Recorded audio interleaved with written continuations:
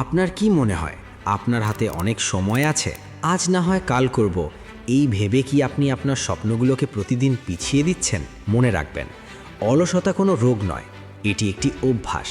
আর এই অভ্যাসটি আপনার সফলতার পথে সবচেয়ে বড় দেয়াল হয়ে দাঁড়িয়ে আছে। আজকের এই ভিডিওতে আমি আপনাকে এমন 5টি উপায়ের কথা বলবো যা আপনার জীবন থেকে অলসতাকে চিরতরে বিদায় করবে। পয়েন্ট নাম্বার 1, 5 সেকেন্ডের নিয়ম।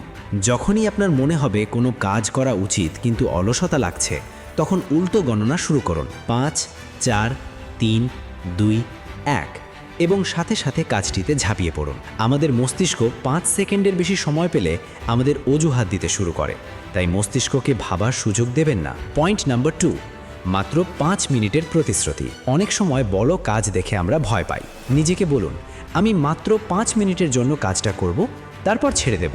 যখন আপনি 5 মিনিট কাজ শুরু করে দেবেন, তখন আপনার মোমেন্টাম তৈরি হবে এবং আপনি চাইলেও সহজে থামতে পারবেন না। পয়েন্ট নাম্বার 3, ফোনকে দূরে রাখুন। অলসতার সবচেয়ে বড় ইন্ধন হলো আপনার স্মার্টফোন। ফেসবুক বা ইউটিউবের শর্টস স্ক্রোল করতে করতে কখন যে ঘন্টা পার হয়ে যায় আপনি টেরই পান না। কাজ শুরু করার আগে ফোনটি অন্য রুমে রেখে দিন অথবা ফোকাস মোড অন করুন। পয়েন্ট নাম্বার 4, শারীরিক শক্তি। অনেক সময় আমরা মানসিকভাবে অলস নই, বরং শারীরিকভাবে ক্লান্ত থাকি। প্রতিদিন অন্তত 7-8 ঘন্টা গভীর ঘুম এবং প্রচুর পানি পান করুন। শরীরে শক্তি না থাকলে মন কখনোই কাজ করতে চাইবে না। পয়েন্ট নাম্বার 5, উদ্দেশ্য খুঁজে বের করা। আপনি কাজটা কেন করছেন? আপনার বাবা মায়ের হাসি মুখ দেখার জন্য, নাকি একটি সুন্দর ভবিষ্যতের জন্য?